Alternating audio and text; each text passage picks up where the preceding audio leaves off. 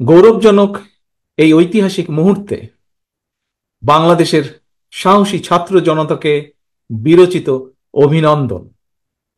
হাজারো শহীদের প্রাণের বিনিময় জনতার ঐতিহাসিক এই বিপ্লবের মধ্যে দিয়ে গণহত্যাকারী খুনি হাসিনার পতন হয়েছে, রাহু মুক্ত হয়েছে আমাদের প্রিয় বাংলাদেশ। জনতার বিপ্লবের প্রথম ধাপ চূড়ান্তভাবে সফল হয়েছে।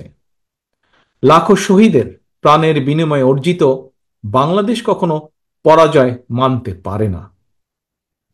এই ঐতিহাসিক বিপ্লবের মধ্যে দিয়ে আবারও প্রমাণিত হয়েছে দল মত নির্বিশেষে সকলে ঐক্যবদ্ধ থাকলে এই বাংলাদেশকে কেউ কখনো পরাজিত করতে পারে না, পারবে না।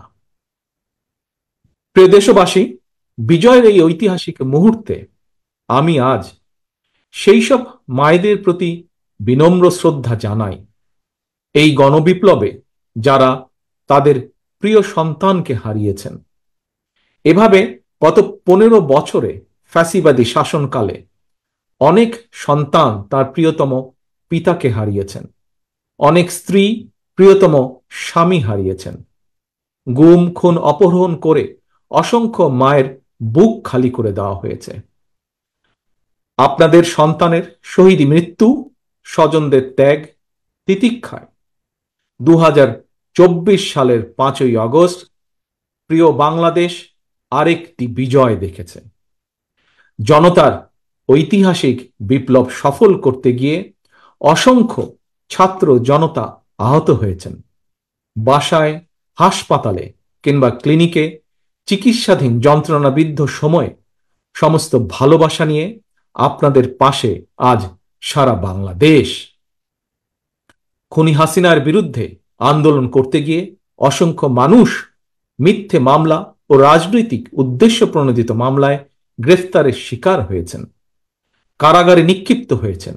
আমি অবিলম্বে তাদের বিরুদ্ধে দায় করা সকল মামলা প্রত্যাহার এবং তাদের কারামুক্তির দাবি জানাচ্ছি। একই সঙ্গে ছাত্র ছাত্রীরা যাতে আবার স্বাভাবিকভাবে হলে, হোস্টেলে, ক্লাসে ফিরতে পারেন এবং পরীক্ষায় অংশ নিতে পারেন, আশা করি সেই পদক্ষেপ দ্রুত গ্রহণ করা হবে। প্রিয় দেশবাসী, দেশের 18 কোটি মানুষকে জিম্মি করে 12.5 কোটি ভোটারের ভোটের অধিকার কেড়ে নিয়ে বাংলাদেশকে তাবেদার রাষ্ট্রে পরিণত করা হয়েছিল। হত্যাকারী, গণহত্যাকারী খুনি হাসিনার পতনের মধ্যে দিয়ে জনগণ তাদের গণতন্ত্র, মানবাধিকার, লুণ্ঠিত ভোটের অধিকার পুনঃপ্রতিষ্ঠার পথ সুগম করেছে। এর মধ্যে দিয়ে জনগণের বিপ্লবের প্রথম ধাপ সফলভাবে সম্পন্ন হয়েছে। এরপর একটি অবাধ সুষ্ঠু নির্বাচনের মধ্য দিয়ে যেদিন দেশের 12 কোটি ভোটার নিরাপদে নিশ্চিন্তে ভোট দিয়ে জনগণের কাছে জবাবদিহিমূলক সরকার প্রতিষ্ঠা করতে পারবে, রাষ্ট্র, সরকার, শাসন প্রশাসনে মুক্তিযুদ্ধের মূল মন্ত্র সাম্য, মানবিক মর্যাদা প্রতিষ্ঠিত করতে পারবে, সর্বোপরি একটি গণতান্ত্রিক বৈষম্যহীন রাষ্ট্র সমাজ গড়তে পারবে, তখনই জনতার ঐতিহাসিক বিপ্লবের চূড়ান্ত সফলতা আসবে। প্রিয় দেশবাসী, জনতার ঐতিহাসিক বিপ্লবকে চূড়ান্ত লক্ষ্যে পৌঁছতে তাই যথাসম্ভব দ্রুততম সময়ের মধ্যে একটি অবাধ, সুষ্ঠু, নিরপেক্ষ নির্বাচনের আয়োজন করতে হবে। জনগণের দ্বারা নির্বাচিত প্রতিনিধিদের কাছে দ্রুততম সময়ের মধ্যে অবশ্যই ক্ষমতা হস্তান্তর করতে হবে। একটি বৈষম্যহীন গণতান্ত্রিক বাংলাদেশ প্রতিষ্ঠার লক্ষ্যে একটি অবাধ, সুষ্ঠু নির্বাচন আয়োজনের জন্য বিএনপি সহ বাংলাদেশের প্রতিটি গণতান্ত্রিক রাজনৈতিক দল সব রকমের সহযোগিতা করবে। প্রিয় দেশবাসী, এবার আমি আপনাদের কাছে একটি বিনীত আহ্বান রাখতে চাই। বিজয়ীর কাছে পরাজিতরা নিরাপদ থাকলে বিজয়ের আনন্দ মহিমান্বিত হয়।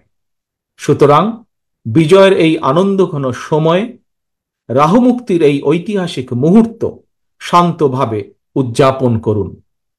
অনুগ্রহ করে কেউ প্রতিশোধ কিংবা প্রতিহিংসা পরায়ণ হবেন না।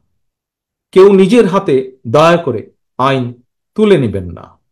অর্জিত বিজয় যাতে লক্ষ্যচ্যুত না হয় সে ব্যাপারে জনগণকে সতর্ক দৃষ্টি রাখতে হবে।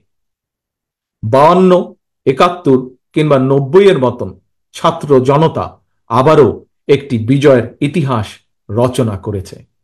প্রিয় দেশবাসী, আবারও আপনাদের সকলকে বিরচিত অভিনন্দন।